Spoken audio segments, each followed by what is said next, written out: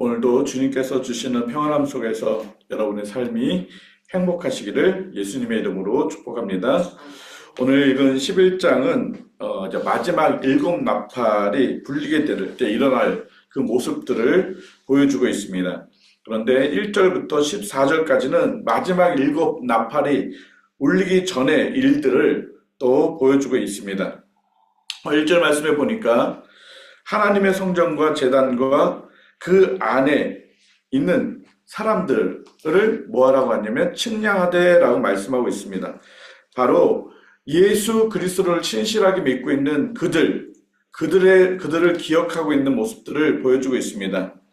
그들은 어떠한 사람입니까? 하나님을 경배하는 사람들이라고 말씀하고 있습니다. 그 안에서 경배하는 자들, 하나님을 찬양하고 하나님을 예배하는 자들을 하나님께서는 기억하시고 그들을 찾으신다라고 말씀하고 있습니다. 반대로 2절에 보면 그 성전 바깥 마당, 거기는 측량하지 말라는 것입니다. 그냥 두라는 것입니다. 왜냐하면 그것은 이방인들에게 주었다라고 말하고 있습니다. 대조적으로 교회 안에 있지만 참 믿음을 가지고 살아가는 사람들이 있는가 반면에 그냥 교회 형식적으로 다니는 사람들이 있음을 보여주는 그런 말씀입니다. 진정으로 하나님을 섬기는 믿음의 사람이 있을 수도 있고, 진정으로 하나님을 믿지 않고 그냥 종교적인 행위, 그냥 어떤 신앙적인 모습만 갖췄던 그런 모습들, 그런 사람들을 분리하고 있는 모습들을 보여주고 있습니다. 말세에 주님이 재림하실 때는 반드시 사람을 가릅니다. 하나님 우편에 있는 양과 염소를 가른다고 말씀하고 있는 것처럼 그 기준은 무엇입니까? 온전히 하나님을 예배하고 경배하고 있는 사람들과 그렇지 못한 이방인들을 말씀하고 있습니다. 그런데 오늘 보니까 2절에 그 이방인들이 뭘 하고 있습니까? 거룩한 성을 42달 동안 짓밟는다는 것입니다. 하나님을 온전히 섬기지 않는 사람들이 하나님의 교회를, 믿음에 있는 그 하나님의 백성들을 공격하고 괴롭히고 그들을 핍박하겠다라고 말씀하고 있습니다. 언제 동안요? 42달 동안. 그런데 3절 말씀에 보면 1260일을 예언하는 사람들이 나옵니다. 그 핍박하는 그 동안에 무슨 일이 일어납니까? 두 증인에게 하나님께서 권세를 주셔서 그들이 굵은 베옷을 입고 1260일을 예언합니다. 여러분, 1260일이 몇 달인지 아십니까? 몇 달일까요? 방금 읽었는데 42달이에요. 42달 그리스도인들을 괴롭히는 그 악한 세력이 있는 그때 동일하게 그 시간에 하나님의 백성 두 증인은 무엇을 합니까? 예언을 합니다. 그런데 보세요. 그들이 입고 있는 옷은 무엇입니까? 굵은 베옷입니다. 우리가 구약에서도 회개할 때 뭐를 입고 있습니까? 굵은 베옷을 입고 죄를 뒤집어 쓰고 하나님 앞에 회개하는 그런 모습들을 보여줄 때 있는 그런 모습입니다. 다시 말씀한다면 그리스도인들이 42달 동안 핍박을 당하고 있는 그 순간에도 그 핍박을 하고 있는 그들을 향해서 회개의 말씀을 선포하고 있다는 것입니다. 우리가 말씀을 어저께도 말씀하셨습니다. 예언, 무엇을 예언합니까? 하나님의 복음인데 그 복음이 무엇입니까? 그들이 살아날 수 있는 것, 10장 7절에 나타난 복음, 하나님의 비밀, 정말 오직 그 예수 그리스도를 통해서 구원을 얻을 수 있다는 그 생명의 복음, 그 하나님께로 돌아와라 외치는 그 회개의 복음이 들려진다는 것입니다. 핍박을 당하면 숨어 있어야 되고 핍박을 당하면 피해 있어야 되는데 그러지 않고 도리어 그 핍박하는 자들을 향해서 복음을 외치고 그들에게 회개의 복음을 외치는 것, 그것이 그리스도인들의 삶이라는 것입니다. 끝까지 그 영혼들을 위해서 우리가 기도하고 그들을 용서하고 그들을 돌보는, 사실 제가 이 말씀을 준비하면서도 나도 그렇지 않나, 나는 나를 향해서 미워하고 나를 공격하고 나에게 좋은 선을 대하지 않는 그 사람들 향해서 나는 도리어 저주하고 험담하고 욕하고 그러지 않나. 우리는 그런 게 우리의 보편적인 사람의 모습일 것입니다. 그러나 주님은 말씀하고 계십니다. 그런 환경 속에서도 그들을 향해서 회개의 복음을 외칠 수 있는 그런 믿음의 삶을 주님은 원하신다라고 말씀하고 있습니다. 그 사람이 온전히 하나님을 경배하는 사람이라고 말씀하고 있습니다. 하나님을 경배하는 사람은 어떤 사람입니까? 권세를 가진 두 증인이라고 3절에 말씀하고 있습니다. 나의 두 증인에게 권세를 주셨다라고 말씀하고 있습니다. 이 두 증인이 4절에는 누구로 표현하고 있냐면 두 감람나무로 표현하고 두 촛대로 표현하고 있습니다. 이 두 증인, 두 감람나무, 이 두 촛대 다 동일한 것을 표현하고 있는 것입니다. 성경의 신약에서도 그렇고 구약에서도 그렇고 감람나무는 무엇을 의미합니까?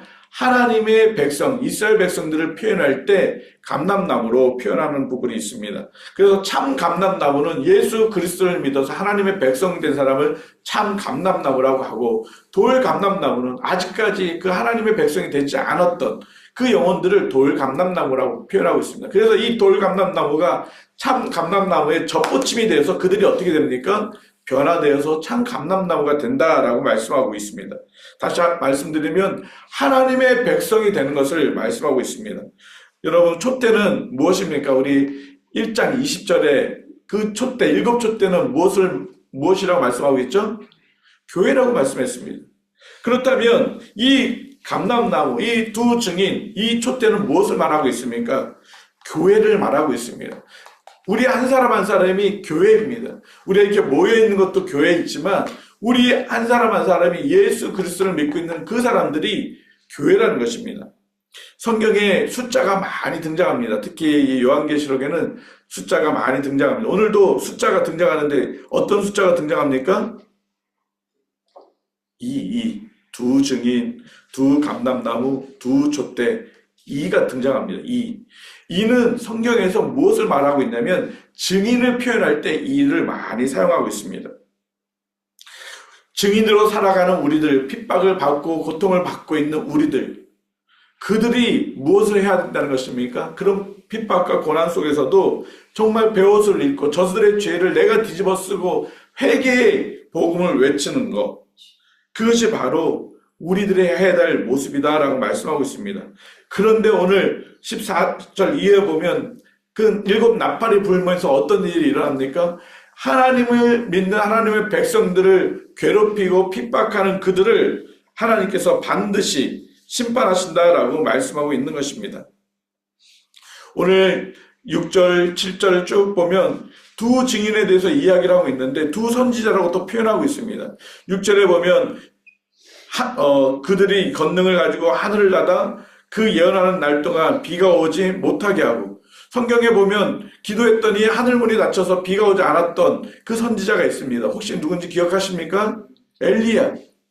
또 여러분, 하늘의 권능을 가지고 물이 피로 바뀌고 땅에 재앙이 막 오게 하는 그 선지자 혹시 기억하십니까? 모세입니다. 모세를 선지라고 표현하고 있습니다.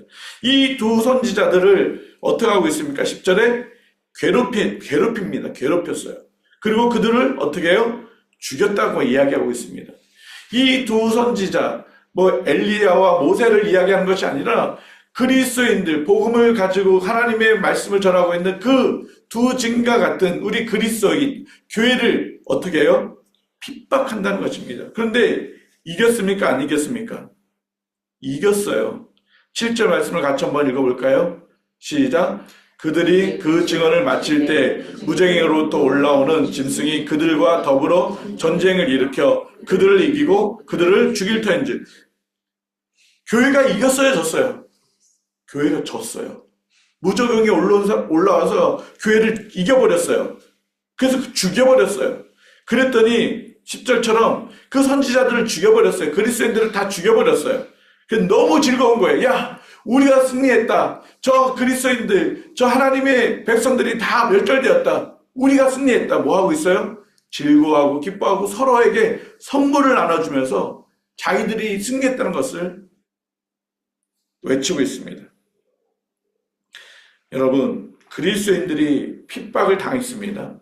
그리고 죽었습니다. 그것이 끝일까요?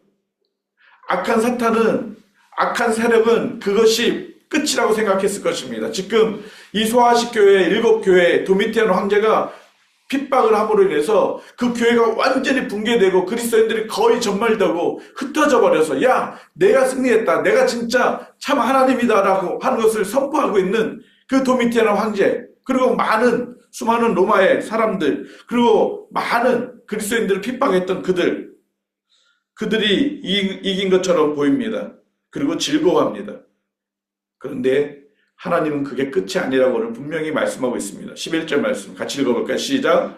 3일 반 후에 하나님께로부터 생기가 그들 속에 들어가매 그들이 발로 일어서니 구경하는 자들이 크게 두려워하라. 지금 죽었어요. 그런데 어떻게 하고 있어요? 생기가 그들 속에, 죽어있는 그들 속에 하나님이 불어넣어 주셨다는 거죠. 여러분, 죽었어요. 그래서 소망이 없어요. 그런데 하나님이 그 영혼을, 생기를 불어서 그들이 어떻게 됐어요? 일어났어요. 두 발로 일어섰어요. 이걸 보고 뭐라고 말하죠? 우리가 부활이라고 하죠. 부활. 하나님을 믿는 하나님의 백성들은 반드시 부활할 것입니다. 할렐루야. 지금 이 땅 가운데서 우리가 수많은 핍박과 어려움과, 심지어 지금 박해로 인해서 소아시아 교회 7교회 성도들이 막 거의 전멸하게 죽습니다. 사자의 밥이 되고 또 맞아서 죽고 칼로 목베매어 죽고 고통 속에서 죽습니다. 그러나 그것이 끝이 아니라 우리에게 무엇이 있습니까? 부활이 있습니다. 할렐루야. 그래서 이 땅에서의 우리가 고통당해서 죽는 그것이 끝이 아니라는 것입니다. 근데 거기서 끝난 것이 아닙니다. 또 무엇이 있습니까? 12절 시작. 하늘로부터 큰 음성이 있어 이리로 올라오라 함을 그들이 듣고 구름을 타고 하늘로 올라가니 그들의 원수들도 구경하더라. 누가 구름을 타고 올라가요?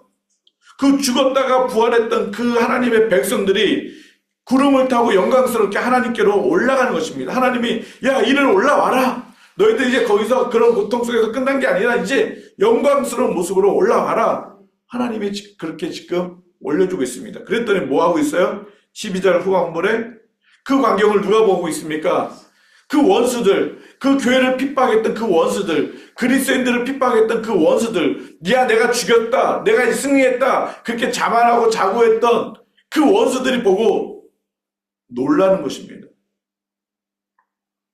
여러분, 우리가 예수 그리스도를 믿음으로 인해서 핍박을 당하고 고통을 당하고 어려움을 당합니다. 그러나 그것이 끝이 아닙니다. 우리에게는 반드시 부활이 있고 우리에게는 반드시 하나님께 올라가는 영원한 승천이 있습니다. 그 영광스러움이 우리에게 기다려져 있습니다. 그래서 로마서 8장 13절에 사도 바울이 뭐라고 고백하고 있습니다. 내가 현재 고난을 받고 있는데 이 고난은 장차 내가 받을 영광과 전혀 비교될 수가 없는 그런 것이다. 우리가 앞으로 갈 그 영광스러움은 이거는 상대가 안 된다. 그런 고백을 하고 있지 않습니까? 지금 예수님을 믿는 것 때문에 힘든 그런 모습이 우리 성도들 가운데 많이 있습니다. 혼자 믿음 생활을 하는 것이 얼마나 힘들고 어려운지 압니다. 참 내 혼자 그 외로움들, 가정에서 누가 나를 지지해줘서 같이 예수님을 믿고 그렇게 살아가면 얼마나 좋겠어요. 근데 그러지 못해요. 또 우리가 사회 안에서도, 직장 안에서도, 학교 안에서도 우리가 믿음을 지킨다고 하는데 누군가가 나를 지지해주지 않음으로 인해서 외롭고 힘든 게 많이 있어요. 우리가 심지어 교회 안에서도 마찬가지예요. 우리가 어떤 사역들을 감당함에 있어서 또 우리 그룹장님들 정말 열심히 우리 그룹원들을 잘 섬기고 돌보는데 우리 그룹원들이 잘 이해하지 않아줄 수도 있어요. 그러나 우리에게는 부활의 소망이 있고 영광스러운 하나님의 영원한 그 천국의 약속이 있기 때문에 우리는 무엇할 수 있어요? 잘 이겨나갈 수가 있다는 것입니다. 하나님은 반드시 어떻게 하십니까? 심판하신다고 말씀하고 있습니다. 13절 말씀 같이 읽어볼까요? 시작. 그때 큰 지진이 나서 성 10분의 1이 무너지고 지진에 죽은 사람이 7천이라 그 남은 자들이 두려워하여 영광을 하늘의 하나님께 돌리더라. 그때 어떤 때입니까? 하나님의 백성들이 하나님께로 올라가는 그때 어떤 일이 생깁니까? 이 땅에 지진이 일어납니다. 하나님의 백성들은 상관이 없어요. 왜? 하나님께서 천국으로 이끌어 가시기 때문에. 그러나 이 땅 가운데 하나님을 핍박하고 하나님 믿는 사람들을 괴롭혔던 그 원수들이 어떻게 됩니까?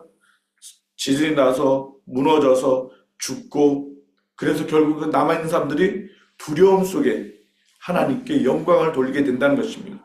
그런 그 두려움 속에 하나님이 남은 자, 그 가운데 정말 또 구원할 자를 하나님께서 구원하시겠다라는 약속입니다. 그렇기 때문에 우리는 현재 받는 어려움들, 믿음을 지키다가 당하는 그런 힘든 것들을 인하여서 우리가 그냥 침륜에 빠지고 낙심해 있는 것이 아니라 우리가 소망 가운데 정말 영원한 하나님 나라를 바라보면서 넉넉히 이겨나갈 수가 있는 것입니다. 14절 이후부터 이제 나팔이 붑니다. 일곱째 나팔 소리가 나므로 인해서 큰 하나님의 징계가, 마지막 징계가 나타나는 모습들을 보게 됩니다. 그때 어떤 일이 일어납니까?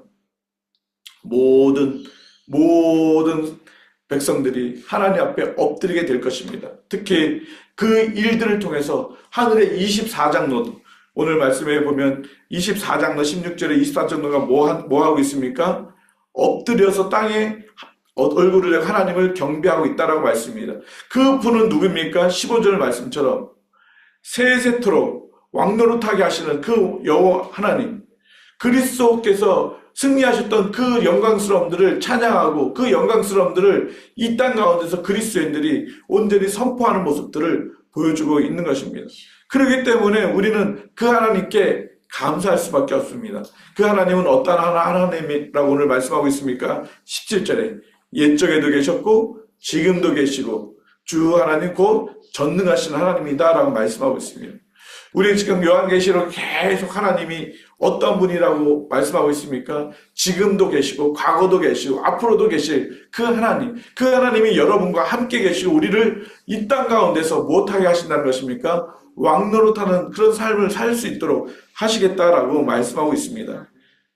18절 말씀처럼 주의 이름을 경외하는 자들에게는 상을 주시고 또 하나님의 백성들을 괴롭히는 자들, 땅을 망하게 하는 자들이라고 표현하고 있는데 그 자들은 어떻게 된다고요? 멸망시킨다는 것입니다. 하나님은 하나님을 대적하는 자는 반드시 하나님의 심판하십니다. 믿음의 성도들을 핍박하고 믿음의 성도들을 괴롭히는 그들을 하나님께서는 완전히 진멸하시겠다라고 분명히 말씀하고 있는 것입니다. 그렇기 때문에 핍박을 당하는 성도들이 그 핍박으로 인해서 두려워하거나 염려하는 것이 아니라 더욱더 인내하면서 그 영광스러운 그 소망을 바라보면서 믿음을 끝까지 잘 견뎌내야 될 이유가 여기 있는 것입니다. 우리가 앞으로도 믿음 생활을 하다가 보면 생각지 못한 어려움들 또 힘듦들이 계속 올 것입니다. 현재에도 그런 어려움 속에 있는 우리들의 모습을 볼 수 있습니다. 그러나 우리에게는 죽음이 끝이 아닙니다. 우리는 부활이 있고 영원한 하나님 나라의 영광으로 올라가는 승천이 있습니다. 그것을 우리가 바라본다면 지금 힘들고 어려운 것들을 넉넉히 잘 이겨나갈 수가 있는 것입니다. 하나님은 우리가 이곳에서 끝이 아니라고 말씀하고 있습니다. 이것이 전부가 아니라고 분명히 우리에게 말씀하고 있는 것입니다. 우리는 다시 영원한 생명을 가지고 살아날 그런 영광스러운 존재인 것을 하나님은 우리에게 명확하게 약속하고 있습니다. 그 하나님을 우리가 바라보고 믿음으로 끝까지 인내하면서 우리가 이 땅 가운데서 믿음을 지켜 승리하는 우리 평강교회 모든 성도들이 되기를 주님의 이름으로 축복합니다. 같이 기도드리겠습니다. 하나님 아버지, 주님은 반드시 승리하십니다. 우리가 예수 그리스도를 믿고 수많은 어려움과 핍박이 온다 할지라도 우리에겐 부활이 있고 다시 하나님 나라에 올라가는 승천이 있음을 하나님 믿습니다. 그리고 분명히 하나님을 대적하는 그 악한 것들은 하나님께서 반드시 심판하신다고 말씀하셨습니다. 하나님, 우리가 그 하나님을 바라보며 하나님을 끝까지 인내하며 믿음으로 정말 저희들이 잘 이겨나갈 수 있도록 도와주시옵소서. 하나님, 그렇지만 하나님, 우리 주변에 아직까지 주님을 알지 못하고 하나님 죽어가는 우리의 가족들, 남편들, 또 하나님 우리의 부모들, 또 우리의 자녀들이 있습니다.